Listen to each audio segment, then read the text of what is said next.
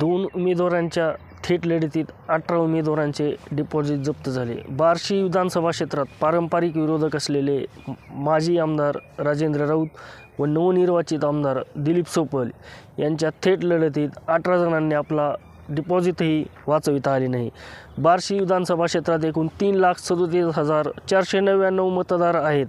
यामध्ये 2,46,772 मतदारांनी आपले मतदान केले। यामध्ये 1,73,453 पुरुष मतदार आहेत, तर त्यापैकी 1,29,308 पुरुष मतदारांनी आपले मतदान केले।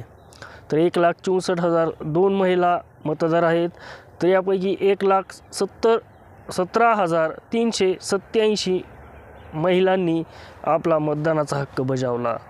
तर इतर 44 असलेल्या मतदारापैकी 17 मतदारांनी मतदान केले। एकूण 73.10% एवढे मतदान झाले।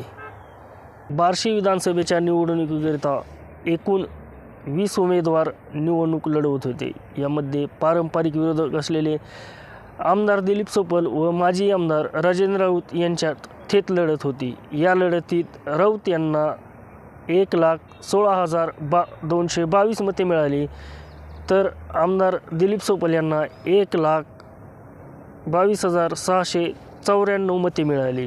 6,472 मतांचे मताधिक्य मिळवून दिलीप सोपल हे विजयी झाले। या बार्शी विधानसभा निवडणुकीत उर्वरित 18 उमेदवारांना आपले डिपॉझिटही वाचविता आले नाही, एवढी कमी मते मिळाली। डिपॉझिट जप्त होऊ नये म्हणून याकरिता उमेदवाराला 16.66% मते मिळणे आवश्यक असते।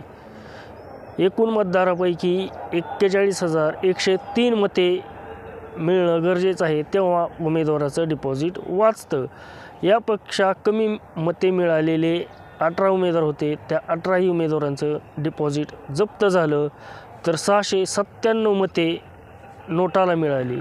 तर यापैकी अशी माहिती आहे की 13 उमेदवारांना नोटापेक्षाही कमी मते मिळाली।